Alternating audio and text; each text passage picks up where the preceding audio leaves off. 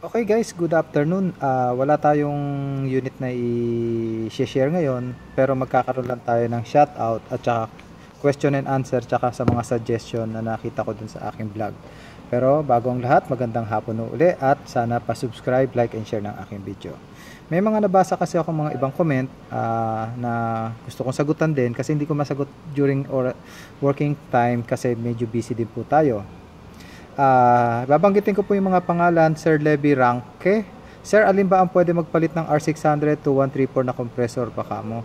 Sir, di ba sinagot ko, pwede naman po tayo magpalit from R600 to 134, 134 to R600 as long as lilinisin mo yung system. Pwede po siya.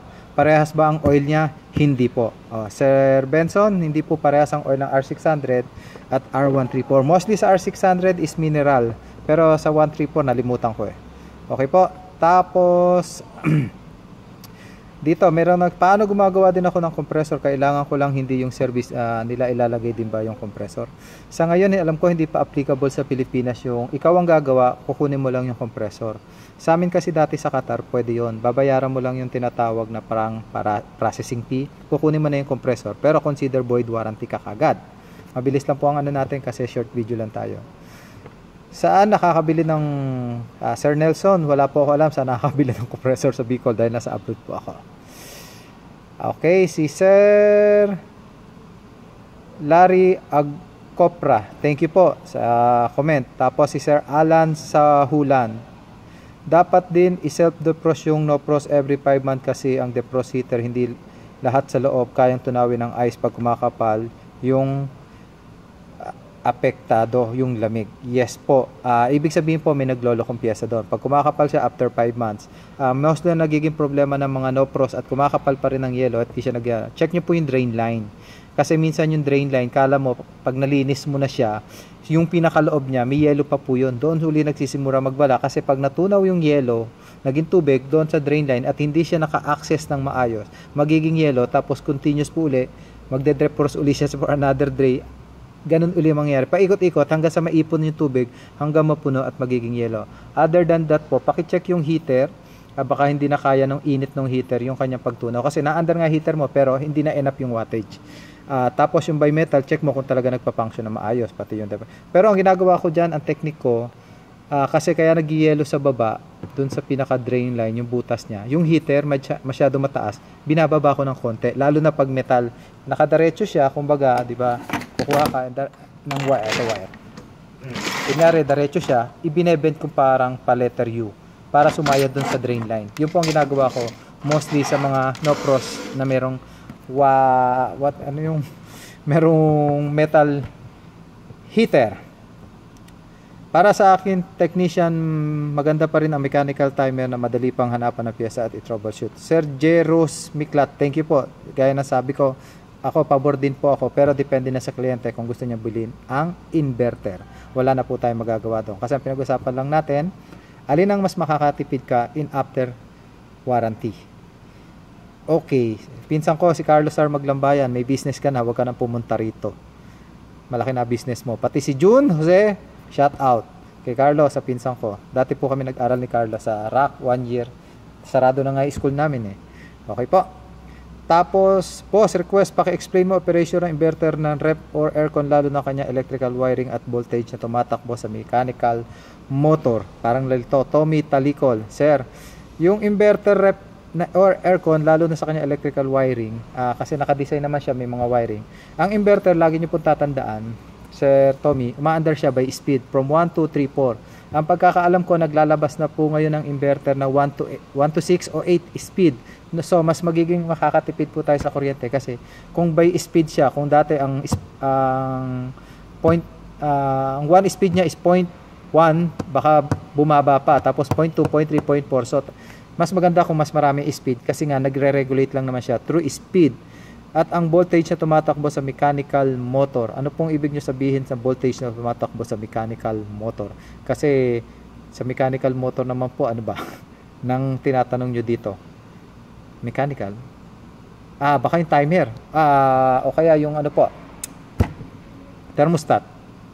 Normal lang naman po ang ano. Ang advantage nga lang ng inverter, tsaka sabi ko nga, at tsaka ng non-inverter, ang inverter matipid sa kuryente. Pero after sales, medyo mahal. Hindi pa ako prepared sa inverter. Kung yung mga AC natin, di ba PCB type, kung napapansin nyo, may na-available sa market na tinatawag na universal PCB. Pag nasira ang PCB type mo na aircon na non-inverter, may nabibiling universal na PCB. Sana on sa mga electrician o yung mga nagde-design ng electronic, maglabas din kayo ng universal inverter para naman maging mas mura din yung pagbili natin ng pyesa ng inverter. Kasi sa totoo lang po, mahal na, mahirap pa magpagawa. Lalo may mga alam lang sa electronics ang kaya. Shoutout kay Jay Guerinya. Arnel Pantoja, sinasabing basic. Oo, basic, lalo na kung may alam ka. Pero kung baguhan ka, may hirapan ka din. Kahit sabi mo tapos ka pa kung kulang ka rin. Parang ako lang din po. Nung dumating ako sa Qatar, Sir Noel, thank you. At ikaw pa rin ang mentor ko hanggang ngayon. Sir Romy Andaya Mandapat. Anong brand ang ganyang klaseng no pros na meron pan dyan sa Pinas? Kasi minsan ano ko ng pros sa Pinas na tinuturo nila walang pan motor sa iba. Kasi technician din ako sa lahat ng no pros dito sa pan motor. Sir Romy, siguro yung nabilan mo sa Pilipinas, wala siyang stock gaya ng nabanggit ko sa iyo sa comment ko. Baka wala silang stock kaya pinipilit kang bilhin yung walang pan. Pero sabi ko nga, advisable pa rin ang may pan. Okay po.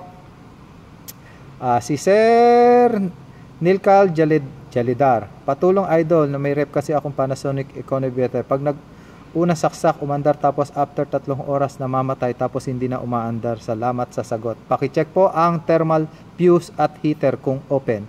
Yan lang po ang mostly sa akin. Umaandar siya tapos hindi na siya makabalik. Yan po ang sira mostly. Correct me if may wrong pero yan ang experience ko. Sir Romel Cuesta. Hindi naman po totoong matipid ang kuryente na inverter. Depende na rin kami sa gamit at ilang oras. Mapil mo matipid kung lang. Tama po. Hindi po natin masasabi ang inverter kung matipid kung saglit mo lang gagamitin. Ngayon, i-compare talaga natin siya sa non-inverter at versus inverter. Paandarin mo siya ng 24 hours. Doon mo siya makikita o sa monthly bill mo. Hindi yung taandar kang kasi. Halimbawa, pinatay mo, tas andar. Magsisimula na naman siya andar.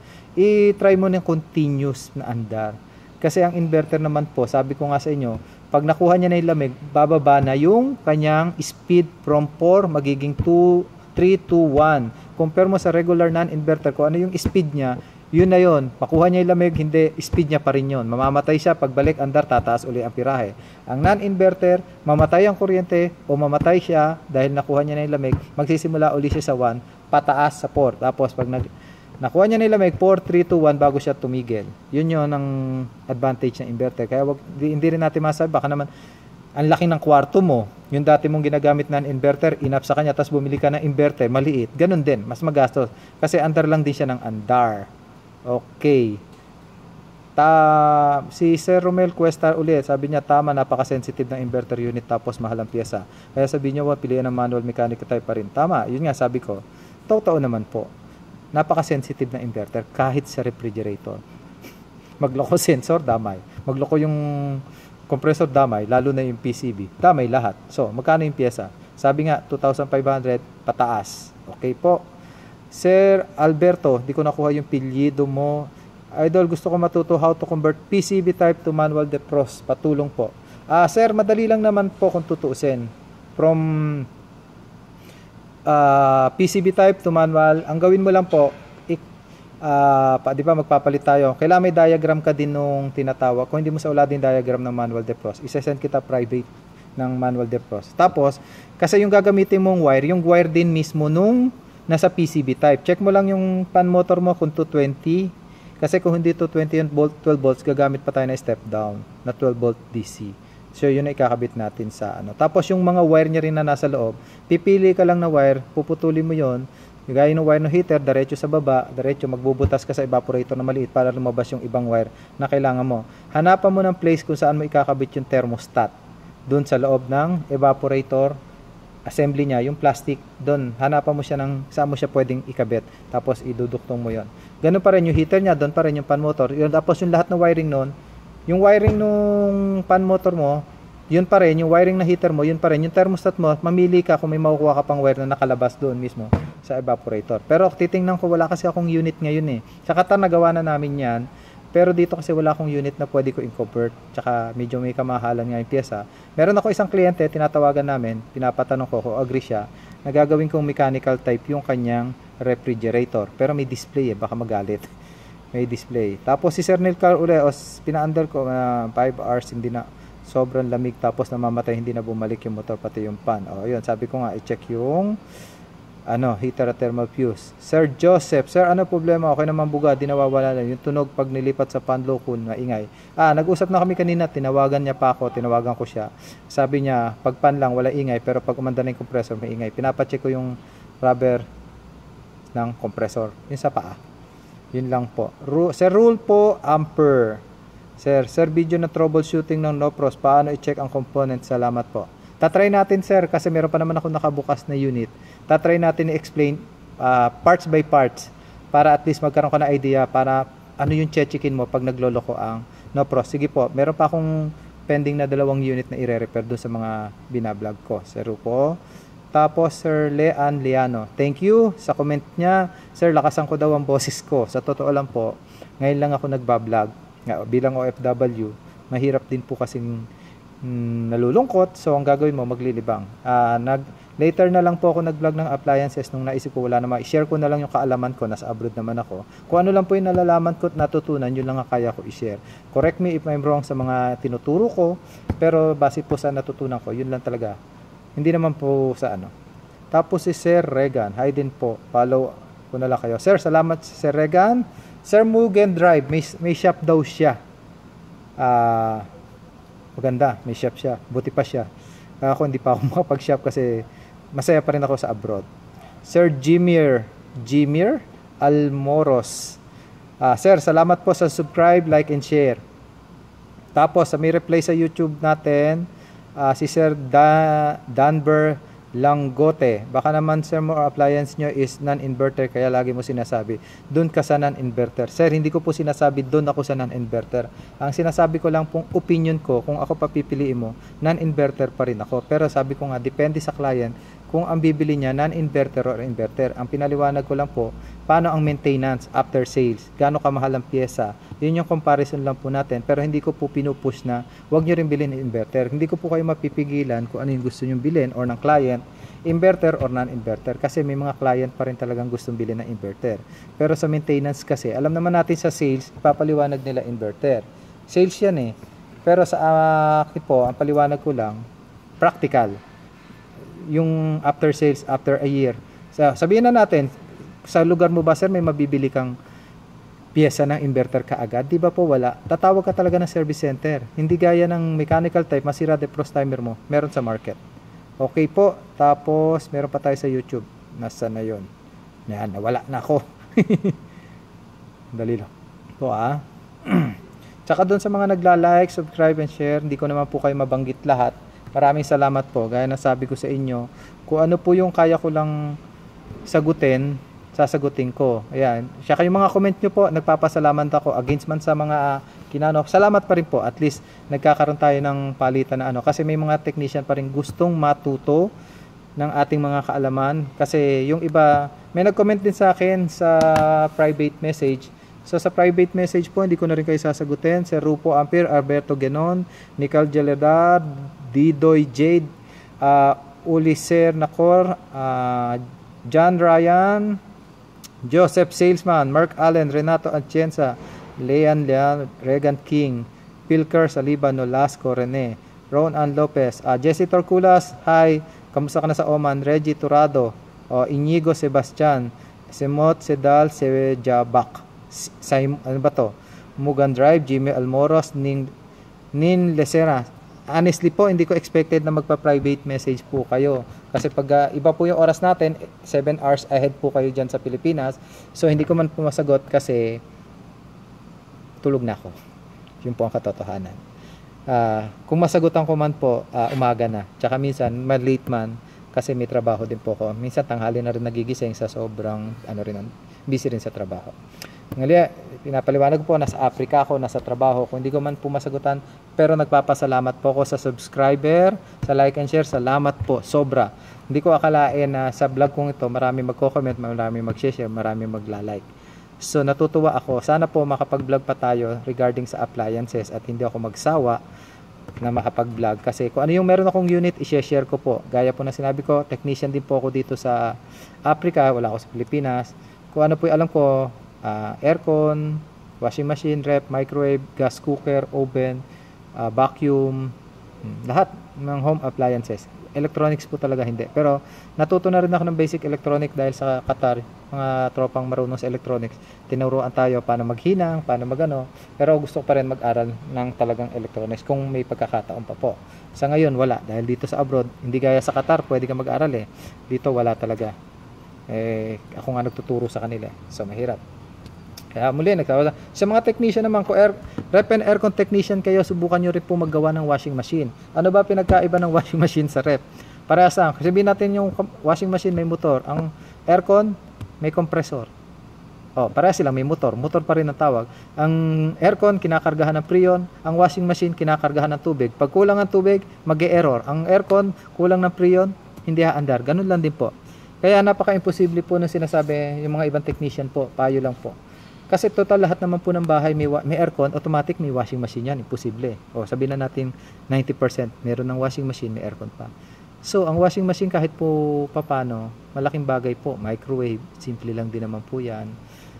Washing machine, simple lang din po yan. Lalo na kung hindi po nahihirapan po kayo sa fully automatic washing machine, magsimula muna kayo sa manual. Mga gas cooker, mechanical type lang din po yan. Bilang mga technician po, payo ko sa inyo, pag-aralan nyo po, malaking tulong kung hindi lang isang item ang alam mo. Mas maganda, mas marami kang alam, mas malaki ang kita.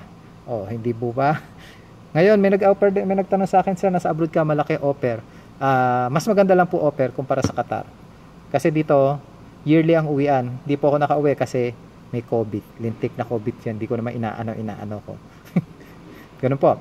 Ang natin, bilang mga technician, payo ko po din po sa mga technician, i-share nyo po yung kaalaman nyo. May nag-comment din sa akin sa private chat na minsan pag nag-comment daw siya, nagtanong sa group, pabalang ang sagot. Isa po ako doon sa pabalang ang sagot. Kasi totoo naman po, bakit mo tatanungin sa akin, bakit hindi umaandar ang compressor ko ng aircon? Baguhan lang. Paano? Hindi naman po sa totoo. Siguro naman technician ka po. Bago ka nag-technician, siguro po tinuruan ka paano gumamit ng tester. Paano mo sasabihin sa akin hindi umaandar yung compressor? Chinek mo ba? Yun lang ang tanong. Baka nga siguro nagtanong kasi hindi na-check. Meron pong ganun. Pero totoo po, isa rin po ako sa mga basher sa group na minsan na simpleng katanungan na Kasi siguro yun yung tinatawag na dawi para matuto ka rin na lagi pong nire-remind din sa akin ng supervisor ko na i-analyze mo yung unit bago mo sukuan. Malaman mong alam mong ibig sabihin na analyze, pag-aralan mo munang maigi yung unit. Iilan lang ang piyesa ng aircon. Capacitor, compressor, PCB o thermostat at po fan motor. Sa mga PCB type aircon, pag nahihirapan po kayo mag-check ng mga error code, ang gawin nyo po muna, bigyan ko kayo ng tip, irekta nyo yung compressor, capacitor, fan motor, saksak nyo ng diretso sa linya. Alisin nyo po sa PCB type. Saksak nyo po, paandarin nyo. Pag umandar po siya at lumamig, okay po siya.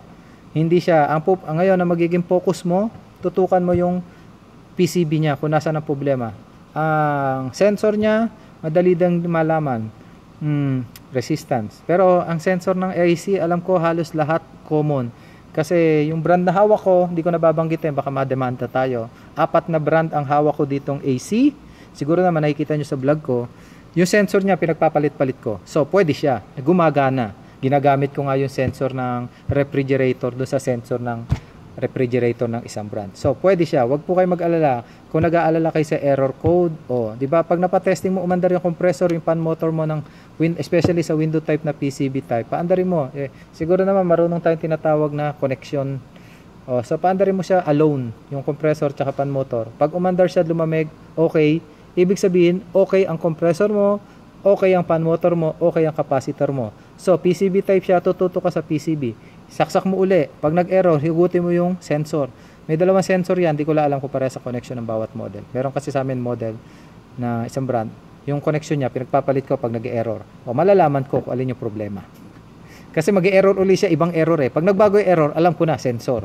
Kasi pinagpalit ko hugutin ko yung isa. Papalitin ko. Ganun lang. Lagi ka rin may extrang sensor para hindi mo naman kailangan mag-cut ng wire sa sensor. Halimbawa, ito yung connection ng sensor. Ipasok mo yung wire sa likod. Kung meron kasi, putunin mo, pasok mo, tapos paandarin mo. Tingnan mo kung mag-error siya. Diba? Yung connection niya sa PCB, yung papunta. Yan, diyan mo idikit. O ngayon, pag error pa din siya, lipat ka sa kabilang sensor. Pag error pa rin siya, PCB na palitan mo. Yun lang po. Muli, nagpapasalamat po ako sa inyong lahat, sa mga nagsusubscribe, like, and share. Gaya na sabi ko, magbablog pa po ako na abot na aking makakaya regarding sa explanation ng unit, yung mga comparison niya. Huwag na natin sabihin yung brand. Saka na natin sabihin yung brand pagka pwede. Kasi alam ko medyo bawal din eh. Tapos, yung mga function niya, kung ano, sa AC kasi hindi naman ganun karami repair ko na AC dito eh. Kasi may mga local naman kami. Tsaka, mas nahihirapan pa ako sa refrigerator, aaminin ko sa inyo, kaysa sa AC. Totoo po yan. Medyo mas nahihirapan ako sa refrigerator. Pero, kung ano, kasi ang AC, hindi na, sa laki kasi ng AC eh. Madali siyang bungkalin. Ang refrigerator kasi, pag binubuksan mo, minsan nababasag yung mga play rings niya. Totoo po yun, na minsan may nababasag sa loob. Kaya ingat ka rin sa refrigerator. Yun ang mga ano ng refrigerator. Dalawa pa siya, lalo na kung tudo na side by side o kaya yung may drawer type. So, hanapin mo yung mga sensor niya na nakatago.